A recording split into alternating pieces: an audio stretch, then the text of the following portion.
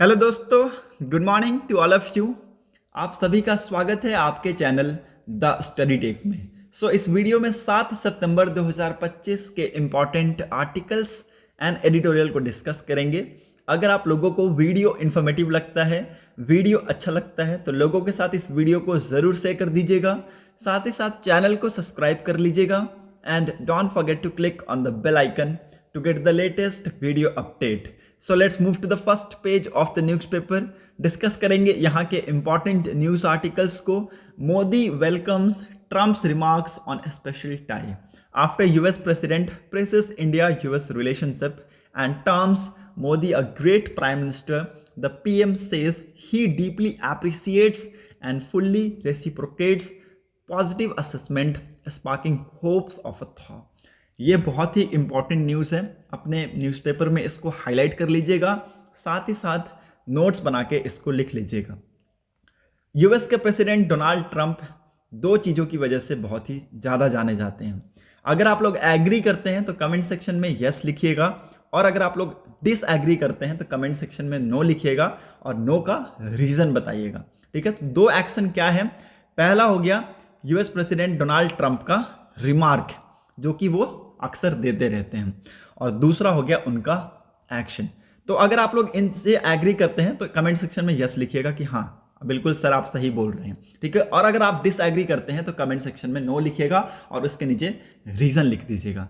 ये न्यूज़ इसलिए इंपॉर्टेंट है क्योंकि इससे पहले आप देखेंगे कि यूएस ने इंडिया के ऊपर क्या किया, 50% का टैरिफ लगा दिया, जिससे इंडियन प्रोडक्ट्स यूएस के मार्केट में अब ज़्यादा देखने को नहीं मिल रहा है, और ये बहुत ही ज़्यादा इम्पॉर्टेंट है। इससे क्या होता है, यूएस और इंडिया का जो रिलेशन है उस पर भी इम्पैक्ट पड़ता है। Of course India will see other one, India will look alternative, that's why India is moving towards European countries और अदर नेशन, सो दैट कि हम उनसे ट्रेड डील कर सकें। अब यहाँ पे इसी बीच में आप देखेंगे कि इनका एक और स्टेटमेंट आया। इन्होंने कहा कि इंडिया और यूएस का जो रिलेशन है ये एक स्पेशल रिलेशन है और there is nothing to worry about, we just have a moments on occasions. ठीक है, तो ये इन्होंने यहाँ पे अपने रिमार्क्स दिए। इसी के रिस्पॉन्स में प्राइम मिनिस्टर नरेंद्र मोदी जी ने अपने यहाँ पे रिस्पॉन्स दिए हैं। इन्होंने कहा कि I deeply appreciate and fully reciprocate president Trump's sentiments and positive assessment of our ties. ठीक है, देखिए यहाँ पे जो टाइज होते हैं ना, ये बहुत ही इंपॉर्टेंट होते हैं। कंट्रीज अगर मुसीबत में ना काम आए तो फिर कोई मतलब नहीं है। ओके, तो जैसे कि इंडिया और रशिया, अगर मान लीजिए इंडिया समहाउ किसी और अदर नेशन के साथ, लाइक यूएस के साथ, फ्रांस के साथ, जो कि रशिया का बहुत ही अच्छे और करीबी पार्टनर्स नहीं हैं। ठीक है, रशिया के you can say that rivals भी नहीं है, बट इनके साथ इनकी नोकझोंक होती रहती है। ओके, अगर India if maintaining their relationship with US, France, Germany, ठीक है, और अदर नेशंस के साथ, तो रशिया को बुरा नहीं लगता है। लेकिन if India is moving toward Russia, if India is moving toward China, if India is moving towards other European Nations, तो यहाँ पे यूएस को इस चीज़ में अफेक्ट पड़ता है। ठीक है, अभी यूएस का एक स्टेटमेंट आप देखेंगे, यूएस के जो प्रेसिडेंट हैं डोनाल्ड ट्रंप जी ने यहाँ पे दिया। यहाँ पे इन्होंने कहा कि we are losing India to the deepest and darkest China.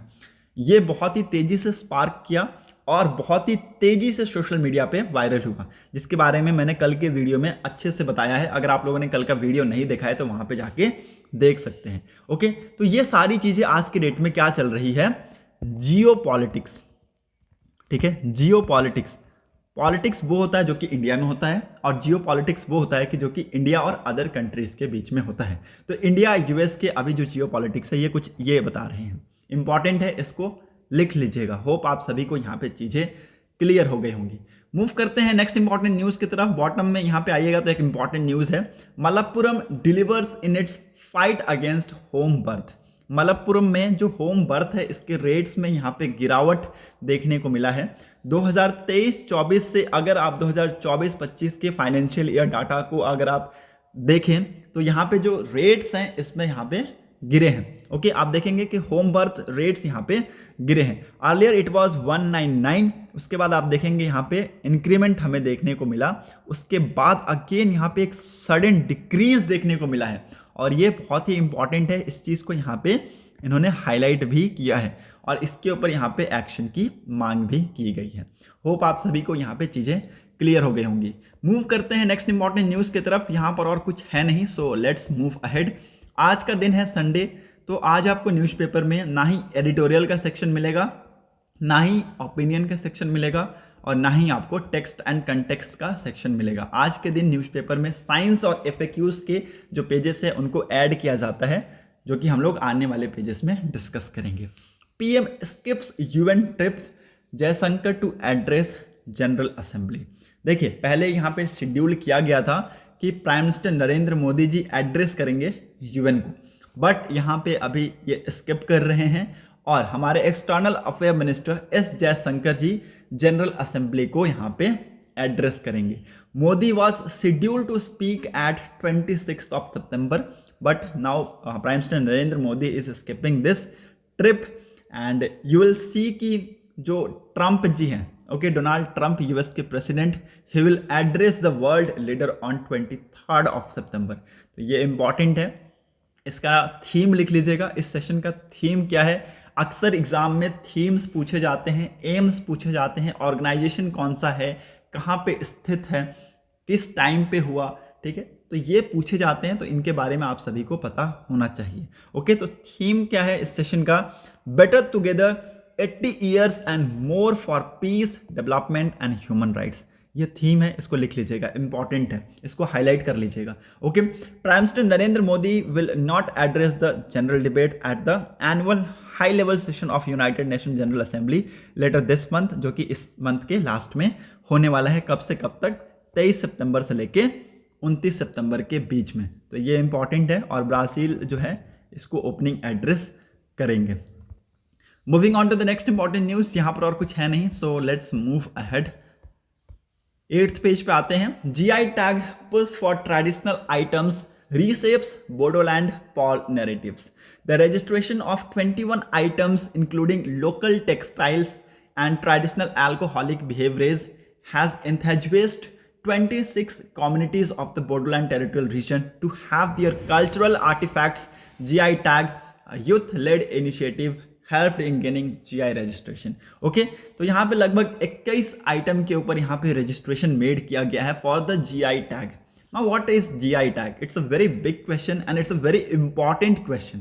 Okay, GI tag इसलिए यहाँ पे महत्व रखता है क्योंकि आने वाले समय में इसका जो कीमत है, इसका जो यहाँ पे महत्व है वो बहुत ही ज़्यादा है, क्योंकि ये जो जिस चीज़ के ऊपर, ये जो आइटम के ऊपर लग गया ना, वो एक टाइप का यूनिकनेस दिखाता है कि वो उसी रीजन को बिलोंग करता है, उसी पर्टिकुलर एरिया को बिलोंग करता है, वहीं से उसका क्या है, निर्माण हुआ। ओके, तो ये इसलिए बहुत ही ज़्यादा इंपॉर्टेंट है।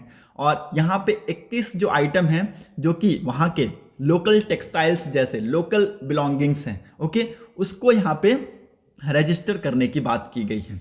ओके, और असम में यहाँ पे आप देखेंगे कि बहुत ज़्यादा इनके जो लोकल टेक्सटाइल्स होते हैं, ट्रेडिशनल अल्कोहलिक बिहेवियर्स होते हैं, ये बहुत ज़्यादा फेमस होते हैं, तो इनको यहाँ पे इसके अंदर डालने की बात की गई है। और ये एक बहुत ही लीगल फॉर्म ऑफ प्रोटेक्शन देता है, legal form of property protection देता है, which comes under geographical indication of goods act 1999। ठीक है, तो ये जो प्रोटेक्शन मिलता है ये किस एक्ट के अंदर मिलता है?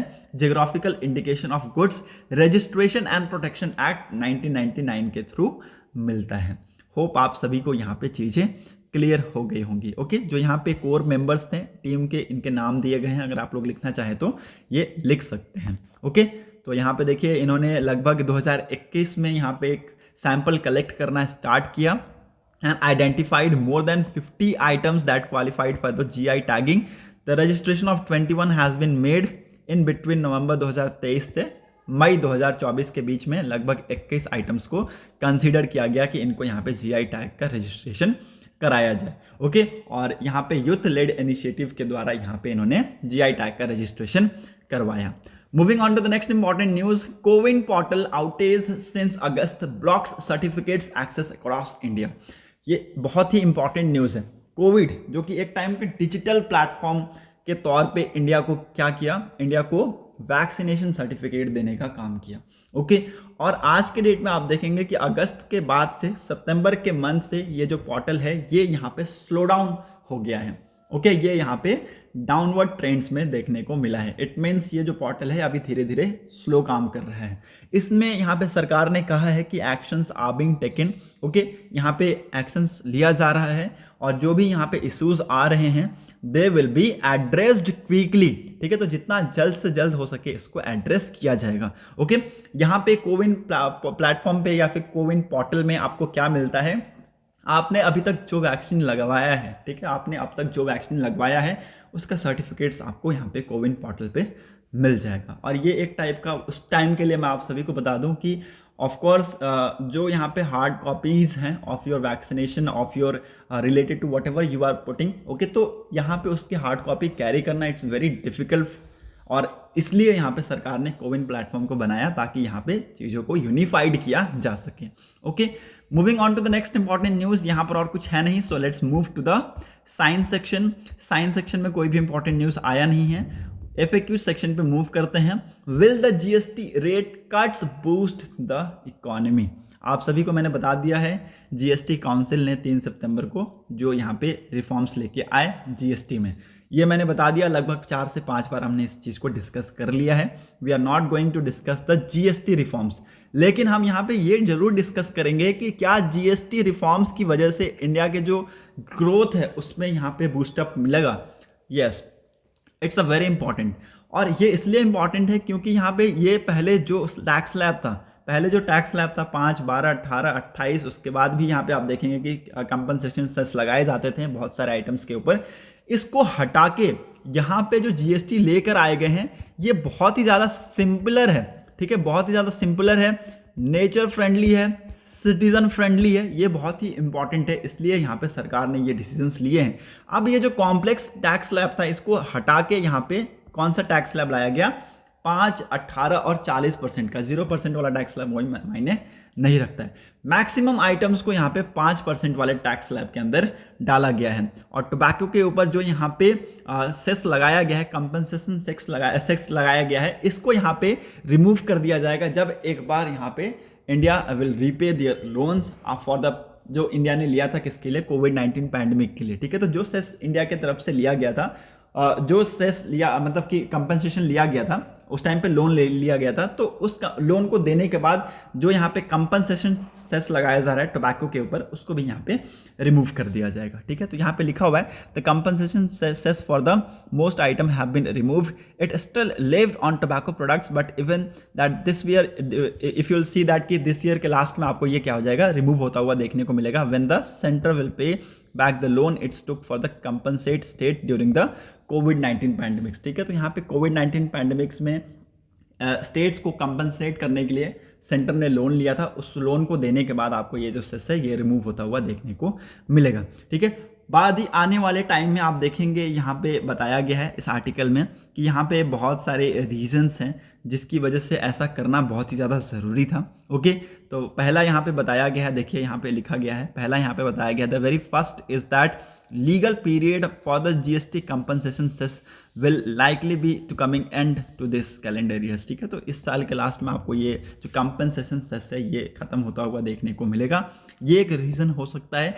दूसरा यहाँ पे the other reason is that the government expect some sort of detrimental impact from 50% tariff imposed by the US on imports from India. ठीक है, तो ये इंपॉर्टेंट है, यहाँ पे जो US का जो टैरिफ लगाया जा रहा है उससे भी यहाँ पे बचने के लिए ये सारी चीज़ें की जा सकती है और ये एक अच्छा इम्पैक्ट हमें उसके ऊपर देखने को मिलेगा। ओके, नाउ किस सेक्टर को बेनिफिट हुआ है, किस सेक्टर को नहीं हुआ है, ये हमने ऑलरेडी डिस्कस कर रखा है। हेल्थ सेक्टर यहाँ पे खुश है, रिन्यूएबल सेक्टर यहाँ पे हैप्पी है, रियल एस्टेट बिजनेसेस यहाँ पे ठीक है। ओके, हालांकि कुछ सेक्टर्स को यहाँ पे लॉसेस भी हैं, जैसे कि मैंने आप लोगों को बताया कि जो कार एंड मशीनरीज वाले आइटम्स हैं, बहुत ज़्यादा एक्सपेंसिव आइटम्स जो हो गए हैं वो यहाँ पे मूव हुए हैं 40% के ऊपर। ओके, यहाँ पे आपके जो सिगरेट हैं ये यहाँ पे मूव किए गए हैं 28% से 40% के ऊपर। ठीक है, तो कुछ आइटम्स में यहाँ पे अपक्रीमेंट भी देखने को मिला है। ठीक है, तो ये भी इंपॉर्टेंट है, इसको लिख लीजिएगा।